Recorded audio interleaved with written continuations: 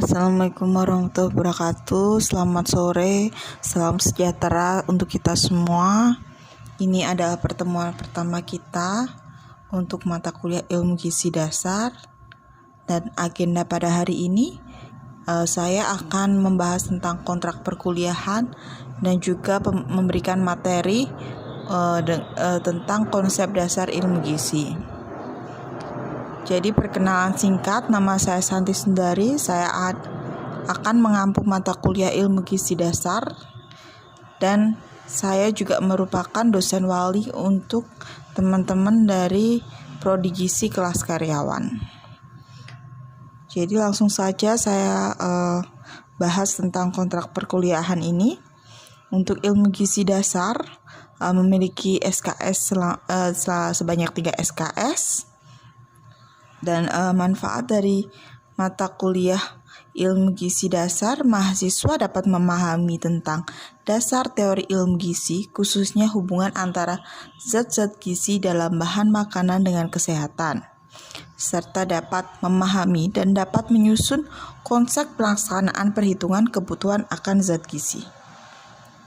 Untuk yang berkaitan dengan dunia kerja setelah lulus, diharapkan mata kuliah ini memberikan pemahaman zat gizi untuk pengembangan produk, makanan sehat, dan makanan fungsional, serta dapat membuat rencana dalam pemilihan bahan untuk menjaga keseimbangan diet agar diperoleh kondisi kesehatan yang prima, dan pentingnya pendidikan gizi untuk kesehatan dan kesejahteraan masyarakat, serta dapat menerapkan menu gizi seimbang dalam individu maupun keluarga. Untuk deskripsi mata kuliah ilmu gizi dasar menjadi landasan dalam menjalani ilmu gizi lainnya. Mata kuliah ini membahas mengenai pengertian sejarah, perkembangan ilmu, ruang lingkup dan peranan ilmu gizi, serta peranan bahan makanan dan zat gizi dalam kehidupan dan kesehatan tubuh, macam-macam zat gizi, sifatnya, fungsi dan sumber makanan untuk masing-masing zat gizi, serta ilmu gizi dasar juga mempelajari tentang kebutuhan dan kecukupan masing-masing zat gizi, serta kita juga belajar tentang kelompok rentan atau akibat apabila kekurangan dan kelebihan konsumsi zat gizi tertentu. Di sini juga mempelajari tentang DKBM atau daftar komposisi bahan makanan sehingga mendukung penyusunan diet menu seimbang yang sangat berguna untuk membantu mahasiswa dalam menyelesaikan tugas akhir. Jadi diharapkan mahasiswa pada saat perkuliahan ini selesai dapat menganalisis konsep dasar ilmu gizi, mengklasifikasikan pengelompokan zat gizi, menerapkan pesan dasar gizi seimbang, mengetahui karakteristik dari zat gizi tertentu, dapat menjelaskan keseimbangan energi, dan mengidentifikasi apa akibat dari kekurangan dan kelebihan energi, mengetahui apa masalah gizi di Indonesia, serta dapat menggunakan DKBM untuk penyusunan menu gizi seimbang dengan standar porsi. Untuk strategi perkuliahan, kita menggunakan metode ceramah dan diskusi yang saat ini masih menggunakan metode daring dikarenakan pandemi COVID-19. Untuk tugas, pada mata kuliah ilmu gizi dasar, akan ada tugas, yaitu tugas individu maupun tugas kelompok yang nantinya akan menjadi salah satu nilai dari mata kuliah ilmu gizi dasar. Untuk jadwal perkuliahan pada pertemuan pertama ini kita akan membahas tentang kontrak perkuliahan dan konsep dasar ilmu gizi. Pada pertemuan kedua, pengelompokan zat gizi dan pesan dasar gizi seimbang. Untuk ketiga, 4, dan 5 ada karakteristik karbohidrat, lemak dan protein. pertemuan ke-6 dan ke-7 tentang karakteristik vitamin, yaitu larut lemak maupun larut air. Untuk pertemuan 8 kita ada ujian tengah semester atau UTS, yang nanti materinya akan kita ambil dari pertemuan pertama sampai ke-7. Untuk pertemuan selanjutnya ada karakteristik mineral makro dan mikro. Pertemuan ke-11 ada keseimbangan air dan elektrolit dalam tubuh. Pertemuan berikutnya ada keseimbangan energi serta identifikasi akibat kelebihan dan kurangan energi. Untuk pertemuan ke-13 kita mengidentifikasi apa masalah gizi yang ada di Indonesia dan golongan rawan gizi. Pada pertemuan ke-14 kita akan membahas tentang daftar analisis zat gizi bahan makanan. Pertemuan 15 yaitu mempelajari tentang menu gizi seimbang dan standar porsi. Pada pertemuan terakhir yaitu ke-16 akan diadakan ujian akhir semester atau UAS, yang nanti materinya akan kita ambil dari pertemuan ke-9 sampai ke-15. Untuk kontrak perkuliahan terakhir, ada peraturan bahwa apabila mahasiswa terlambat dalam pengumpulan tugas, maka akan mengurangi nilai dari tugas tersebut. Serta syarat untuk mengikuti ujian akhir semester, mahasiswa memiliki syarat kehadiran yaitu 75% dari 14 pertemuan. Jadi untuk mahasiswa maksimal 3 kali tidak masuk kuliah masih bisa untuk ikut ujian. Jadi untuk itu kontrak perkuliahan kita selama 1 semester ini, apabila memang ada sesuatu yang ingin ditanyakan, nanti bisa langsung kita diskusikan bersama. Terima kasih. Kita masuk ke materi konsep dasar ilmu gizi yang akan mempelajari apa saja yang akan dipelajari pada mata kuliah ilmu gizi dasar. Yang pertama ada definisi ilmu gizi. Ilmu gizi adalah ilmu yang mempelajari tentang makanan yang dihubungkan dengan kesehatan yang optimal. Sedangkan kata gizi berasal dari bahasa Arab yaitu gisda yang berarti makanan. Maka ilmu gizi berarti ilmu yang mempelajari tentang makanan. Sedangkan pengertian gizi sendiri ada 2 yaitu secara klasik dan sekarang. Untuk pengertian gizi klasik yaitu gizi hanya dihubungkan dengan kesehatan tubuh. Jadi makanan hanya berfungsi untuk menyediakan energi, membangun, memelihara jaringan tubuh, dan mengatur proses-proses kehidupan dalam tubuh. Sedangkan seiring bertambahnya teknologi, perkembangan zaman, pengertian gizi sendiri juga bertambah luas, yaitu pengertian sekarang selain untuk kesehatan, gizi juga dikaitkan dengan potensi ekonomi, karena gizi dapat dikaitkan dengan perkembangan otak, kemampuan belajar, maupun produktivitas kerja. Untuk definisi lain, ada zat gizi atau nutrien, yaitu ikatan kimia yang diperlukan tubuh untuk melakukan fungsinya, yaitu menghasilkan energi, membangun, dan memelihara jaringan serta mengatur proses-proses kehidupan.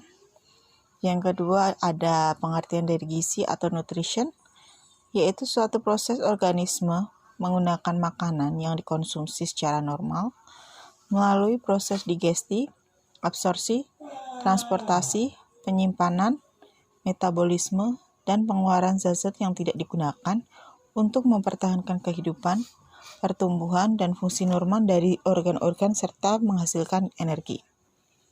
Pengertian selanjutnya yaitu tentang pangan, yaitu semua bahan yang dapat dijadikan makanan, baik dalam kondisi mentah atau matang, hasil olahan ataupun bahan mentah. Ada juga definisi makanan, yaitu bahan selain obat yang mengandung zat gizi dan atau unsur atau ikatan kimia yang dapat diubah menjadi zat gizi oleh tubuh dan berguna bila dimasukkan ke dalam tubuh. Sedangkan pengertian bahan makanan yaitu makanan dalam keadaan mentah atau belum pernah mengalami proses pengolahan. Sedangkan status gizi sendiri memiliki pengertian keadaan tubuh sebagai akibat konsumsi makanan dan penggunaan zat-zat gizi. Cabang ilmu gizi itu ada beberapa cabang ilmu gizi, yaitu antara lain ilmu gizi manusia, ada ilmu gizi masyarakat, yang prakteknya lebih ke penyuluhan kepada masyarakat. Untuk yang ketiga ada ilmu gizi klinik, yang biasa kita temui di rumah sakit. Yang keempat ada ilmu gizi hewan. Yang kelima ilmu fisiologi gizi. Ada juga ilmu pangan dan teknologi pangan dan gizi. Untuk ruang lingkup ilmu gizi, yaitu ada cara produksi pangan, yaitu ergonomi atau peternakan. Ada juga ilmu pangan, ada mikrobiologi, biokimia, faal,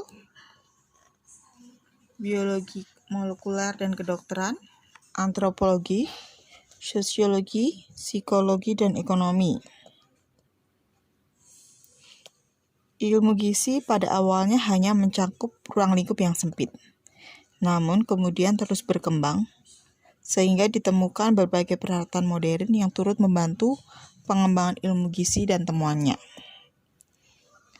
Maka banyak sekali sekarang penelitian-penelitian yang tidak hanya menghubungkan gizi atau makanan dengan misalnya status gizi, tapi lebih berkembang lagi, misalnya di antaranya pengaruh keturunan terhadap kebutuhan gizi, atau pengaruh gizi terhadap perkembangan otak, atau bisa pengaruh status gizi terhadap produktivitas kerja.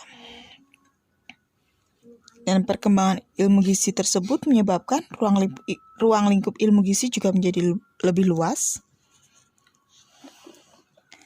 sehingga terdapat komponen yang menjadi pusat perhatian dalam ruang lingkup ilmu gizi, yaitu makanan dan kesehatan.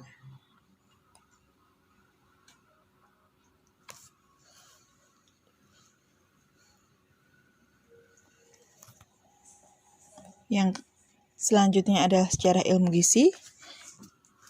Di sini saya akan menjelaskan sejarah ilmu gizi secara singkat. Pada zaman purba, makanan hanya digunakan untuk mempertahankan hidup. Kemudian berkembang menjadi makanan bisa digunakan untuk penyembuhan penyakit atau terapi diet. Kemudian makanan bisa diatur dengan baik, dapat memperpanjang umur. Kemudian ditemukannya cara untuk membedakan macam-macam zat gizi, yaitu karbohidrat, lemak, dan protein. Kemudian berkembang dengan ditemukannya fungsi-fungsi dari karbohidrat, lemak, dan protein sebagai penghasil energi. Kemudian ada Atwater pada tahun 1844 sampai 1907 menemukan alat untuk mengukur energi, yaitu kalorimeter.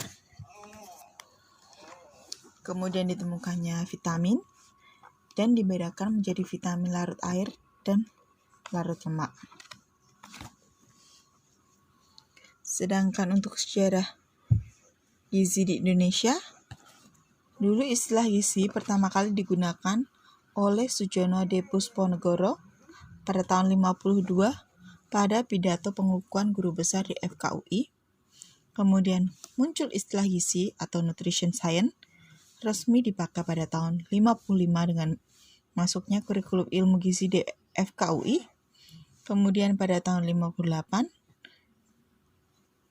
ada Purwo Sudarmo menjadi guru besar ilmu gizi pertama di Indonesia. Kemudian perkembangan ilmu gizi pada saat sekarang adalah muncul konsep-konsep baru antara pengaruh keturunan terhadap kebutuhan gizi, pengaruh gizi terhadap perkembangan otak dan perilaku, kemampuan bekerja dan produktivitas serta daya tahan terhadap penyakit infeksi. Untuk teknologi pangan sendiri ada cara mengolah makanan bergizi, atau sekarang ada fortifikasi bahan pangan dengan zat-zat gizi esensial. Fortifikasi sendiri artinya adalah menambahkan zat gizi tertentu pada bahan makanan. Misalnya kalau secara umum yang biasanya terdapat di pasaran luas adalah fortifikasi pada minyak goreng yang difortifikasi dengan vitamin A. Kenapa vitamin A? Karena vitamin A adalah vitamin yang larut dengan lemak. Ada juga contoh lain yaitu pada garam yang terdapat zat gizi iodium. Ada juga selain itu yang berhubungan dengan teknologi pangan adalah pemanfaatan struktural bahan pangan. Kemudian ada FAO dan WHO yang mengeluarkan Kodeks Alimentari atau Peraturan Food Labeling dan batas keracunan. Jadi sekarang banyak ditemukannya label bahan pangan atau kandungan gizi pada makanan pada bahan makanan tertentu. Untuk perkembangan gizi di Indonesia, dulu kita lebih kenal dengan istilah 4 sehat 5 sempurna. Tapi kemudian istilah itu bergeser dan berganti menjadi Pedoman Umum Gizi Seimbang atau PUGS. Kemudian berkembang menjadi 13 pesan dasar gizi seimbang. Dan sekarang ada diubah menjadi yang baru yaitu 10 pesan gizi seimbang. Dan 10 pesan gizi seimbang itu adalah yang pertama, syukuri dan nikmati aneka ragam makanan. Yang kedua, banyak sayuran dan cukup buah-buahan. Yang ketiga, biasakan mengonsumsi lauk pauk yang mengandung protein tinggi. Keempat, biasakan mengonsumsi aneka ragam makanan pokok. Yang kelima, batasi konsumsi pangan manis, asin, dan berlemak. Keenam, biasakan sarapan. Yang ketujuh, biasakan minum air putih yang cukup minimal 8 gelas sehari. Yang kedelapan, biasakan membaca label kemasan pangan untuk mengetahui komposisi serta zat gizi dan label kadaluarsa suatu produk yang akan dikonsumsi. Yang kesembilan ada cuci tangan pakai sabun dengan air bersih dan mengalir. Yang ke-10 lakukan aktivitas fisik yang cukup untuk mempertahankan berat badan normal. Misalnya aktivitas fisik yang dapat dilakukan tiap hari yaitu olahraga ringan seperti jogging mungkin atau jalan kaki dengan santai setiap 5-10 menit. Peranan gizi sendiri dalam kesehatan ada konsumsi gizi. Konsumsi gizi mempengaruhi status gizi kesehatan seseorang yang merupakan modal utama bagi kesehatan individu. Ada juga asupan gizi yang salah yang akan menimbulkan masalah gizi, yaitu malnutrition, artinya gizi kurang, atau gizi lebih, karena menyebabkan ketidakseimbangan antara kebutuhan dan asupan. Untuk masalah gizi di Indonesia yang muncul akibat asupan gizi yang kurang, yaitu ada GAGI, ada gangguan akibat kekurangan yodium, ada anemia, bisa anemia defisiensi zat besi salah satunya, ada KVA, kekurangan vitamin A, ada juga KEP, kekurangan energi protein. Selain masalah gizi yang kurang tadi, ditemukan juga masalah gizi lebih karena dampak dari konsumsi yang berlebihan tidak hanya pada orang dewasa tetapi juga pada anak dan remaja, yaitu obesitas atau berat badan berlebih. Berat badan yang berlebih atau obes dapat diikuti dengan timbulnya penyakit seperti jantung koroner, diabetes mellitus, stroke, dan yang lainnya. Gizi juga sangat berpengaruh terhadap perkembangan otak dan perilaku, kemampuan bekerja, dan produktivitas serta daya tahan terhadap penyakit infeksi. Jadi infeksi dalam tubuh itu juga mempengaruhi status gizi, karena biasanya orang yang sakit akan mempengaruhi nafsu makannya, sehingga asupan makanan juga kurang, sedangkan tubuh membutuhkan asupan yang lebih banyak karena proses detruksi jaringan dan meningkatkan suhu tubuh. Salah satu penyakit yang dikaitkan langsung dengan status gizi adalah TBC atau tuberkulosis. Jadi TBC itu selain beresiko penyakitnya, juga mempengaruhi produktivitas kerja penderitanya. TBC sendiri juga bisa mempengaruhi status gizi penderita karena proses perjalanan penyakitnya yang berpengaruh terhadap daya tahan tubuh. Selain TBC ada juga diare, adalah penyakit yang besar pengaruhnya terhadap gizi terutama pada bayi dan balita, khususnya bagi perempuan. Gizi memiliki peran yang sangat penting dalam kesehatan reproduksi.